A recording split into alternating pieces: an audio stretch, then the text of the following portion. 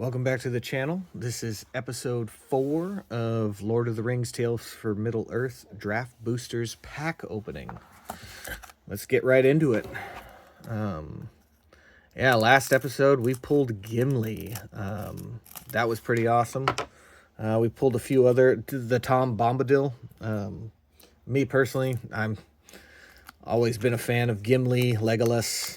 Always happy to pull one of my favorite characters, but the Tom Bombadil, technically, very powerful card on top of that. First card up, we have Gimli's Axe. Nice little addition to Gimli. If you were to equip him with this, it would make him a 7/3. 3 not being the greatest of defenses, but very powerful. It says, as long as equipped creature is legendary, it has menace. Well, now you got something good. With menace, you got to have 2 creatures block you in combination. If they only have 1 creature out there, no blocks allowed, and you get to move right on by and attack the player rather than the creature. Gimli's Axe. Easterling Vanguard, basically just a sacrificial lamb. Pretty cheap, cast it out there, 2/1, might be able to sacrifice itself, kill another creature, and then amass an orc. Captain of Umbar. Creature, human pirate. It's a 2/3 with a 3 mana cost. It's okay. For a mana and a tap, draw a card, then discard a card. Not the best, but then again, I've never been a big fan of water decks. Protector of Gondor. Yeah, this for the 4 mana cost, 3/3. And then, it brings 1 more white human with it. Not the best of cards, but could be a good addition depending on what you're doing. Brandywine Farmer. Creature, halfling peasant. When Brandywine Farmer enters or leaves the battlefield, create a food token. If you're trying to spawn food tokens, you can...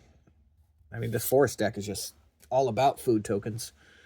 We got this a couple decks back. War Beast of Gorgoth. Feel free to pause. I already read through that one. Another Easterling Mark Cavalier. We all know about him. We got ourselves another Snarling Warg. Ooh, we got some more Wizard Rockets. Another Sauron's Trickery. Ooh, here's a new card. What do we got here? Gorbag of Minas Morgul. Roll my R a little bit there. Legendary creature, Orc Soldier.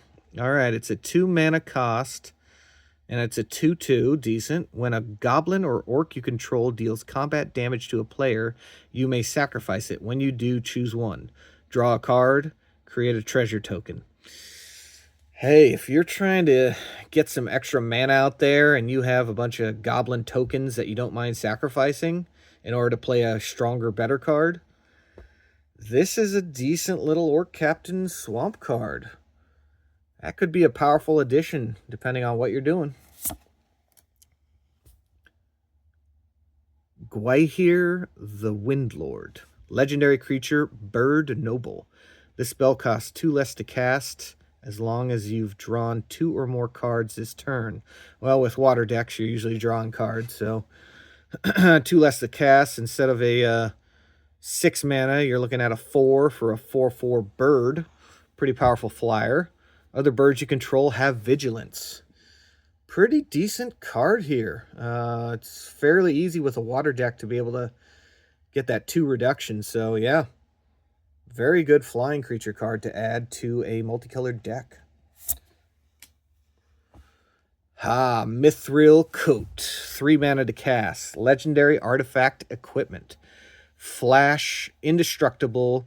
When Mithril Coat enters the battlefield, attach it to target legendary creature you control. So it will auto-attach to a legendary. You might add it to Frodo, makes him indestructible, even at a 1/3, and then he is a decent distraction. Equipped creature has indestructible. And if you don't have a legendary on the field and you just want to equip it to a regular creature, it's got an equip cost of 3 mana. Very powerful card right there. Super impressed with Number 4, even though I had a couple of repeats, Goldberry River Daughter. Look at that holo. Beautiful. Legendary Creature Nymph. 2 mana to cost for a 1/3. Decent. Tap. Move a counter of each kind not on Goldberry River Daughter from another target permanent you control onto Goldberry. So if you've got another creature, you know, that has a bunch of counters on it, that somebody put like a spell that says they can no longer attack or defend, then you can move those counters over to this card. That's a fairly decent play right there. For example, if I bring back over this guy, I was playing recently on Magic Arena, and this guy, anytime a goblin or orc dies, it gets 2 +1/+1 counters. I had this guy at like an 11/11, and I couldn't do anything with it because he was enchanted, and I didn't have anything to destroy the enchantment. He couldn't attack or block. But if you're able to get this card out there, you can steal it.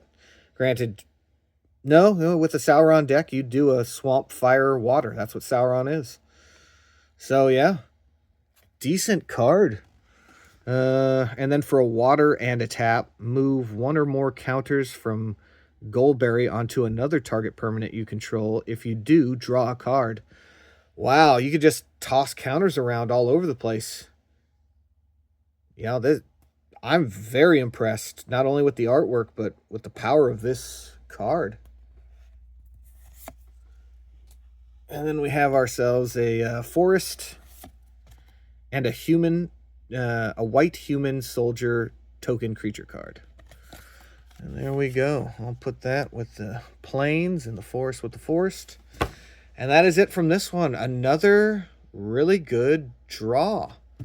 I am shocked, but I was expecting a lot more, you know, run-of-the-mill cards. It seems like every single draft pack I open has either a powerful card or just something you'd love to add to a collection.